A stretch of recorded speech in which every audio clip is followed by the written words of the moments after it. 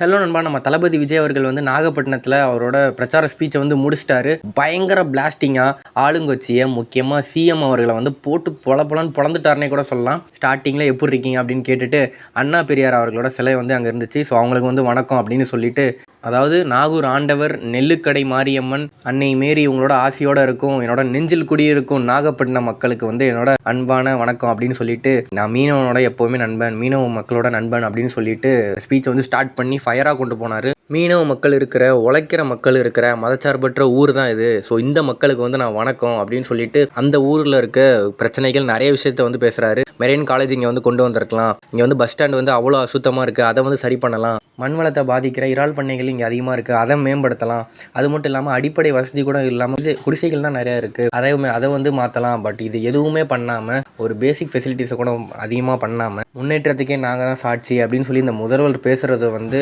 காதில் கேட்டு ரத்தம் தான் வருது.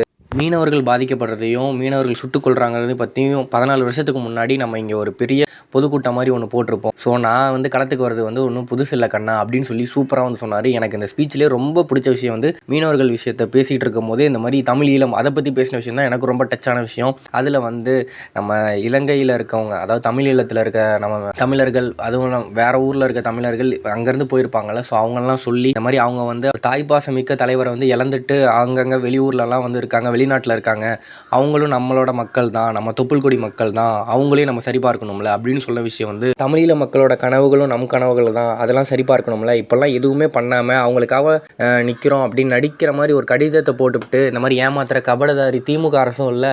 அதாவது இந்திய மீனவர்கள்னால் ஒரு மாதிரி, தமிழக மீனவர்கள்னால் வேற மாதிரின்ற பேசுகிறதுக்கு பாசிச பாஜகவும் இல்லை அப்படின்னு சொல்லி செம்ம அடி ஒன்று அடிக்கிறாரு. அதுக்கப்புறம் தான் மெயினாக சிஎம் டேரெக்டாக அதுக்கப்புறம் அட்டாக் பண்ணிட்டே வர்றாரு. என்னன்னு பார்த்தீங்கன்னா, இதெல்லாம் நீங்கள் நினச்சிருந்தா போய் சரி பண்ணலாம் சிஎம் சார், ஆனால் வந்து வெளிநாட்டுக்கு போய் முதலீடு பண்ணுறேன்னு சொல்லி போகிறீங்க, ஆனால் அது வெளிநாட்டு முதலீடா இல்லை வெளிநாட்டில் முதலீடா அப்படின்னு வந்து கேட்குறாரு. ஸோ உங்கள் குடும்பத்துக்காக வந்து வெளிநாட்டில் போய் முதலீடு பண்ணிட்டு கிடக்குறீங்க.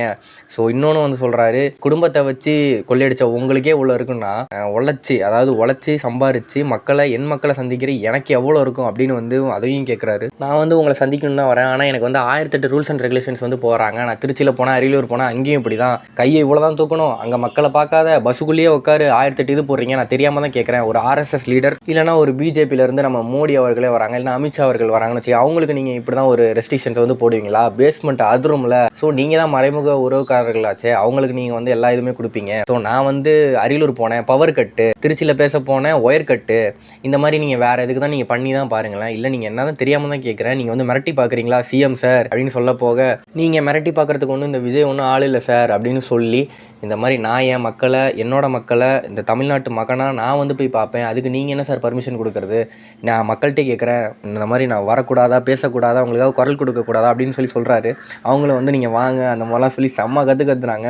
ஸோ இதெல்லாம் இந்த ரெஸ்ட்ரிக்ஷன்ஸ் வந்து எவ்வளோ வந்து டார்ச்சரஸான கொடுத்துருக்காங்கன்னு வந்து நம்மளுக்கே தெரியும், ஓப்பனாக எல்லோரும் பார்க்குற எல்லாருக்குமே தெரியும். அது மட்டும் இல்லாமல் கடைசியில் ஒரு ஸ்பீச் எப்படி முடிக்கிறாருன்னா, 2 பேருக்கு தான் போட்டி அப்படின்னு சொல்லி அவர் சொல்லுவார். பட் இதை செய்யும் அவர் கேட்குறாரு, யாருக்குன்னு? டிவிக்கே அப்படின்னு கத்துறாங்க. இன்னொருத்தர் டிஎம்கே, டிவிகே வர்சஸ் டிஎம்கே அப்படின்ற ஒரு இதை வந்து அவர் செட் பண்ணிட்டே வராரு. அது வந்து அப்படி தான் போகுது. ஸோ நம்ம தளபதி விஜயர்கள் அடுத்த வந்து திருவாரூர் மாவட்டத்தில் வந்து பேச போகிறாரு. நம்ம சேனலை சப்ஸ்கிரைப் பண்ணிக்கோங்க, அந்த ஸ்பீச்சும் வந்து வெறித்தனமாக இருக்கும்னு நினைக்கிறேன். நம்ம சேனலை சப்ஸ்கிரைப் பண்ணிக்கோங்க. தேங்க்யூ நண்பா.